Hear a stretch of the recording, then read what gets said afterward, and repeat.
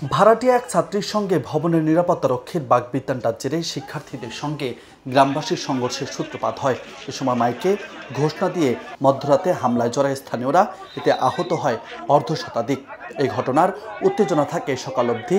চট্টগ্রাম বিশ্ববিদ্যালয়ের শিক্ষার্থীদের উপর ফের হামলা চালিয়েছে স্থানীয়রা, এমন অভিযোগ করে শিক্ষার্থীরা। এ ঘটনায় প্রক্টর মোহাম্মদ তানভীর হায়দার আরিফ সহ অন্তত ৩০ শিক্ষার্থী আহত হওয়ার খবর পাওয়া গেছে।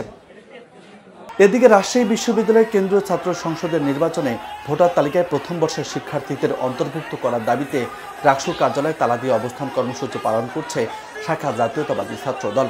এতে সাধারণ শিক্ষার্থীরা মনোনয়ন তুলতে আসলে বাধা দেন তারা। এ সময় ধাক্কাধাক্কিতে ৩ জন শিক্ষার্থী আহত হয়েছেন।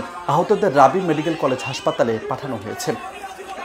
অন্যদিকে ৩ দফা দাবি নিয়ে বাংলাদেশ কৃষি বিশ্ববিদ্যালয়ের শিক্ষার্থীরা রেললাইন অবরোধ করে বিক্ষোভ কর্মসূচি পালন করেছে। রবিবার বেলা ১১টা থেকে জব্বারের মোড়ে রেললাইন অবরোধ করে বিক্ষোভ কর্মসূচি শুরু হয়। এরপর থেকে ঢাকা ময়মনসিংহ রুটে ট্রেন চলাচল বন্ধ আছে।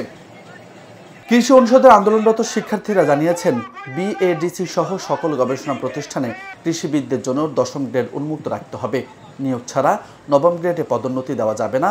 স্নাতক ব্যতীত কেউ নামের আগে কৃষিবিদ লিখতে পারবে না। দ্রুতই দাবি বাস্তবায়নের জন্য আহ্বান জানান শিক্ষার্থীরা। অন্যথায় আরও কঠোর কর্মসূচি দিতে বাধ্য হবেন, এমন হুঁশিয়ারি দেন শিক্ষার্থীরা।